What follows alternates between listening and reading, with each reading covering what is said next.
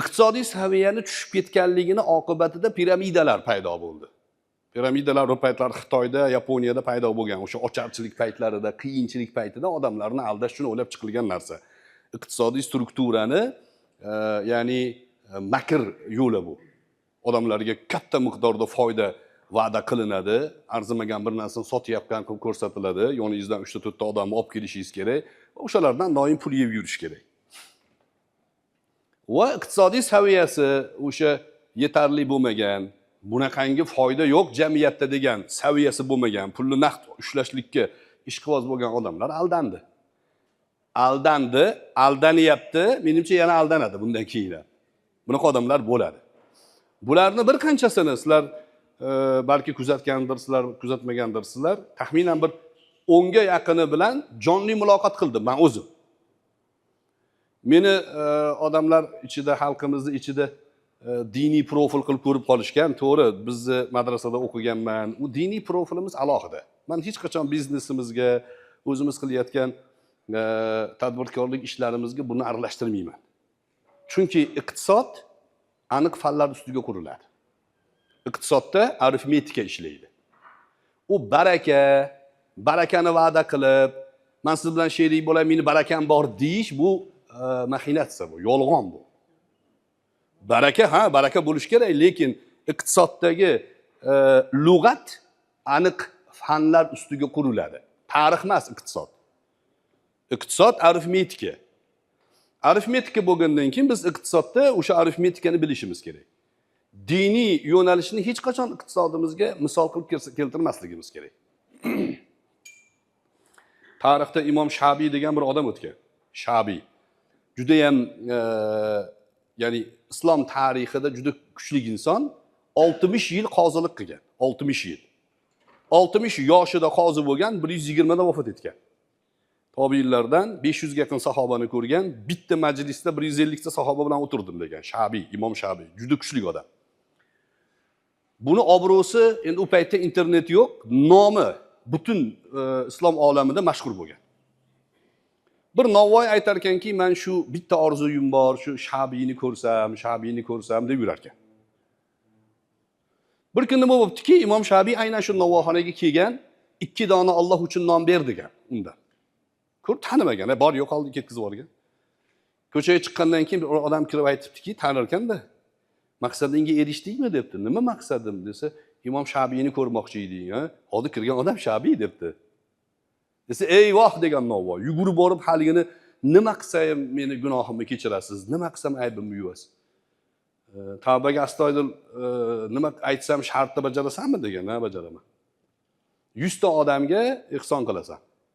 Oziq-ovqat, bir kunlik ovqat 100 ta odamga. 100 ta odamga ovqat, oziq-ovqat tarqatib, keyin endi gunohimni kechirasizmi desa, sen Xudo uchun 2 dona non so'radim, bermading. Meni obro'yim uchun 100 ta odamni qornini to'yg'azding. Sen qanaqasiga endi tavba qilaman deyapsan. Sen bu iqtisodiyni dinfurushlik ustiga quryapsan deganda, qarang. Bizning ulamolarimizni suhbatlari, kitoblarini o'rgansangiz, aniq fanga, aniq ya'ni yo'nalish bilan, aniqlik bilan yurishlikni buyuradi. Payg'ambar alayhissalomda ham shunaqa bo'lgan. Bir qancha odam kelib kasal, "Ya Rasululloh, kasalimiz nima qilaylik?" deganda, tabibga bor deganlar. Boringlar tabibga. Rasululloh bitta duo qilsa tuzalmasmidi? Tuzalardi. Mo'jizasi bor edi u kishini. Ba'zi o'rinlarda bir odamni ko'zi oqib ketganda olib joyga qo'yib qo'yganlar, shu ko'z tuzalib ketgan. Shunaqa o'rinlar bo'lgan. Lekin umumiy fonda kasal odamga tabibga bor deganlar. Iqtisodchiga arifmetikani o'rgan deyishimiz kerak-da. Iqtisodchiga falonchiga bor demasligimiz kerak. Mana shu yig'ilishlar, shunga o'xshagan suhbatlar shu yo'nalishini asosi hisoblanadi. Men o'zimni yuqorida aytganimdek, hech kimga diniy profil sifatida men hammaga ustozman deb taqdim qilmayman. Siz azizlarni kimingizdir, ukangiz, akangiz, do'stingiz, birodaringizmanda. Alohida mavzu u bizniki. U mas'uliyatimiz. Uni o'rni kelganda Allohning huzurida javob beradigan mas'uliyat deb his qilamiz. Lekin iqtisod meni asosiy kasbim iqtisod. Din kasbim emas meni. Bir joyda bilasizlar, menga muxolif odamlar ko'p. Yuzini berkitib olgan, tashqariga chiqib olganlar. O'shalar aytadi, sen dinfurushsan deydi, diningni sotib pul qilasan deydi. Ko'rdimi birortasi meni din sotib pul qilganimni? Yo'q. Men nima dedim? Yo'q, din dedim, mening uchun hobbi dedim. Meni kasbim iqtisod.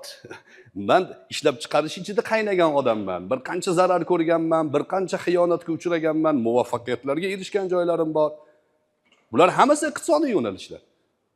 Din hobbi desam, endi uni ham tushunmasdan ana bunga din hobbi ekan deyapti. Hobbi nima degani o'zi? Hobbi unga pul sarflanadigan narsaga hobbi deyiladi. U qiziqish ma'nosida o'zi arabcha o'zi hobbidan olingan ekan. Meni muhabbatim degani. Ilmiy tilda aytganda hobbi mas'uliyat degani. Din bizning mas'uliyatimiz. Alloh bilan sizni o'rtangizdagi shu. Namoz o'qisangiz o'zingizga o'qiysiz. Ro'za tutsangiz o'zingizga, zakot bersangiz o'zingiz uchun foyda u. Menga nima qizig'i bor uni? Juda ko'p odamni ko'ring, ha palonchi bilan ishlovdim, ha namozxonada shu deydi, keyin aldab ketadi deb qo'yadi. Namoz o'qish qanaqangi mas'uliyatli farz bo'lsa, birovni haqqini yemaslik undan balandroq turadi.